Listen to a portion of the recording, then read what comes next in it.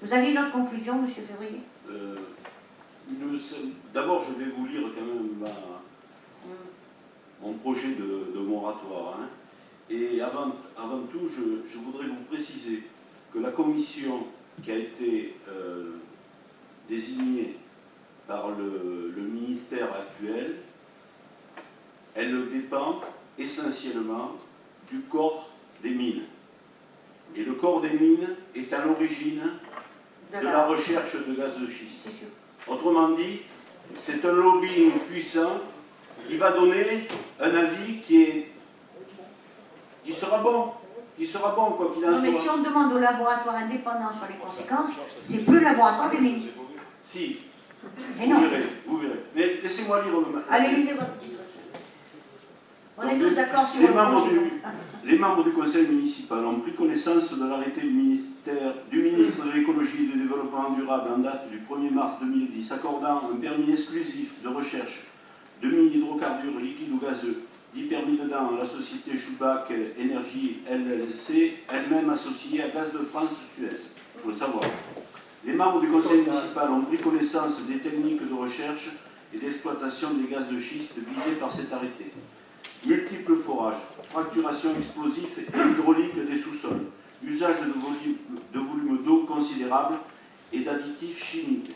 Considérant que les gaz de schiste se situent dans des sous-sols fragiles, au cœur de réservoirs naturels d'eau constitués par des calcaires ou des marnes imperméables, tant sur les avant-cosses calcaires supérieures et plaines littorales, considérant que le sous-sol de notre commune semble concerné par le territoire délimité par l'arrêté précité et que les ressources profondes en eau potable ne suivent pas le découpage administratif communal, considérant que ce sous-sol comporte l'aquifère de nombreuses sources, et notamment celle de la Valadière, source à caractère thermal, reconnue depuis les Romains, qui fait l'objet actuellement d'une réhabilitation pour être exploitée dans le cadre d'une opération complexe comprenant de la balnéothérapie, considérant que la commune comprend dans son sous-sol une faille importante qui va de la commune de Montferrier jusqu'à l'étang de Thau et un bouleversement géologique du pli de Montpellier qui structure les gisements en eau souterraine, considérant le territoire urbanisé et les opérations à venir,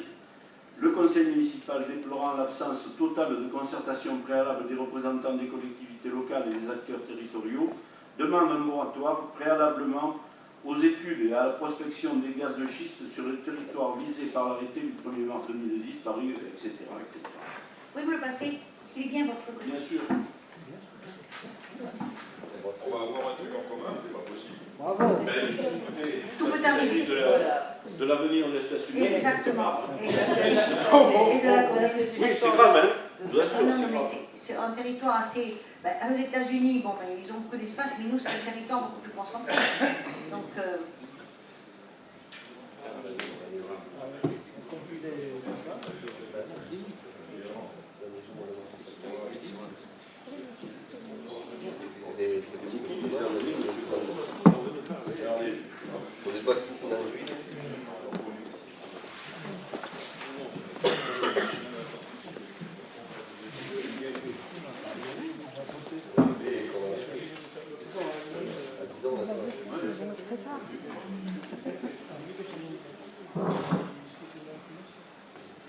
Non, je suis en train de comparer pour savoir si on rajoute quelque chose à votre texte, parce qu'il est bien, pour savoir si...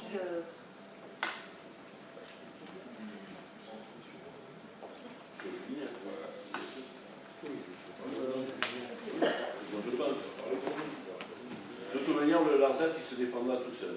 Oui. Ne vous inquiétez pas. On peut l'aider quand même, un peu plus, ça fait pas mal. On peut les aider. Ben, je vous propose, on est à peu près en adaptation, là, on a... Une petite anecdote. Il y a une société américaine qui exploite le gaz de schiste aux États-Unis, dont le siège social vient d'être transféré à Paris. Et cette société, le vice-président de cette société, c'est le frère Abalkani. Voilà. Ah ouais. Et ils ont obtenu justement un permis d'exploitation en région parisienne, comme par hasard. Voilà.